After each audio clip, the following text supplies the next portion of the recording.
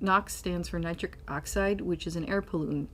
And what our goal of the game is to educate middle school students and high school students about their impact on air pollution and the choices that they make in traveling, how that does increase or decrease pollutants in the air. And one of the goals of our game also is to educate students on different vehicles that they can take or purchase later on as they become drivers. So all different types of alternative fuel vehicles and how they operate is the goal of the game.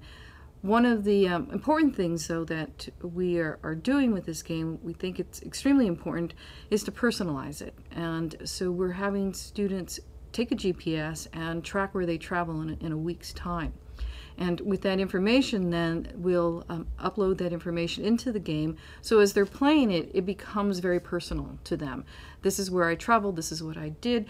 Well, instead, if I walk to school, instead of having mom drive me to school today, this is my small impact on air pollution, but it does become a personal thing. And so this is really what our theory is, and I think we'll show it is the case. The more personalized you can make it, then the greater the impact for somebody to change, to make changes in what they do. The digital is, in regards to the GPS, is really one of them. But we also, so there's a couple of ways we think we can gather the data on where students travel in a week's time. One is using the GPS, and the second thing is with an iPhone has all the information about a GPS, so we could get a smart app.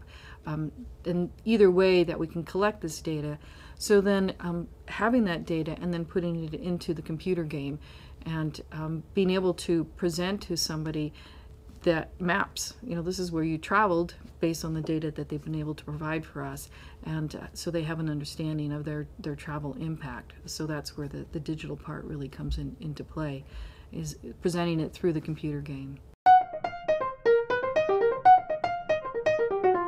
So there's actually, it's a really rich data that we're able to collect, which is useful as the infrastructure for alternative fuel vehicles comes into play. So if people have an understanding, and one of the things that people have often questioned with electric vehicles, I couldn't use that because it's limited on my range, but most people only travel 40 miles away from their home at any one time, so 20 miles out and 20 miles back. And right now, electric vehicles, the new vehicles that are out there, are 100-mile range.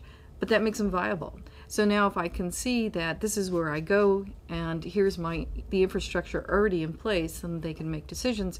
So this is where we also think our game's a little bit different, is that students and their parents have to work together.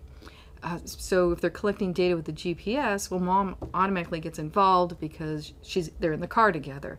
And so we really feel that students can help their parents learn about these different technologies and what's the impact and the decisions that the family makes. And we think that's one of the things that does get me excited about this game. It's just not about the students, it's about including their parents or other people in their community that helps them to make these decisions on what do we do? Do we take the bus? Do we walk? Do we drive? Do we carpool? And so all of that comes together in the learning for both students and their parents. That is also going to be a big part of it, because collectively, as each individual makes a small change, the small change may not seem that relevant, but when you make it collective within a classroom, then you can see together how a classroom makes a difference. And it's our idea that then you could get classrooms competing against each other.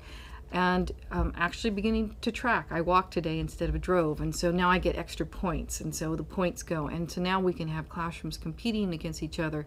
We also believe that the students are going to help each other learn, and setting up a wiki type of environment.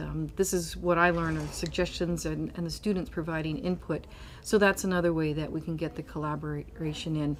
We would really think this is a future, but we'd really like to see it on a global basis. Children living in the Netherlands automatically bicycle, And so they have a much different impact on the environment. And if we compare that with a classroom in the United States, then the connection between the two and learning from each other on what things that they do in their own environments. And, of course, something that we do here in the United States may be something completely different for the Netherlands, but they learn from us and we learn from them. So that's kind of a long-term goal, is to really try and match up classrooms globally for the impact on the environment. Because it's a global issue. It's just bottom line, it's a global issue.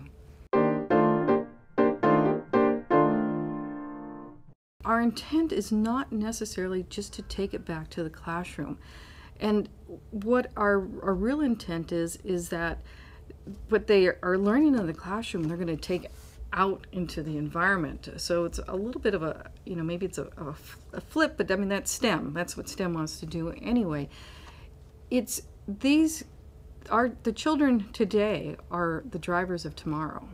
They're going to be making car choices of tomorrow. So it's that critical thinking is that when they do become their consumers and making purchase decisions, they've already been thinking about, oh, when I buy this car, this is the impact I'm going to have on the environment as opposed to buying this car. And it's just ingrained in them. That's something they've learned in school and we're become a part of. So in that way, that's what we think the critical thinking is going to be, that they're going to be more focused on what is my personal impact on the choices I make as a consumer. And that's in an everyday life as opposed to just in the classroom.